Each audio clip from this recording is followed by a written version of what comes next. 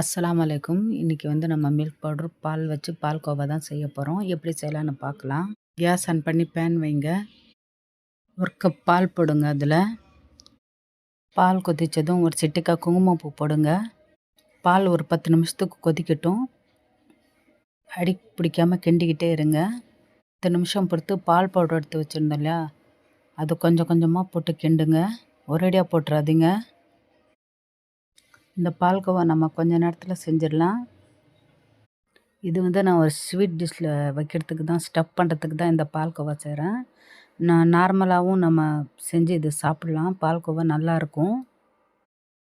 நான் 1/2 கப் பால் பவுடர் எடுத்திருந்தேன். அடி பிடிக்காமல் ஆட்டிட்டு இருங்க. கிட்ட நான்ஸ்டிக் பேன் இருந்தால் அது யூஸ் பண்ணுங்கள். 1 ஸ்பூன் ரவை போடுங்க. இந்த கோவா நம்ம பன்னில் ஸ்டஃப் பண்ணி சாப்பிட்லாம், ப்ரெட்டில் ஸ்டஃப் பண்ணி சாப்பிட்லாம். இந்த கோவா வச்சு நான் கூட செய்வேன். இன்ஷால்லா அந்த ரெசிபியும் போடுறேன். 1/2 ஸ்பூன் ஏலக்காய் பொடியும் போட்டுக்கோங்க. 2 ஸ்பூன் நெய் விட்டுக்கோங்க.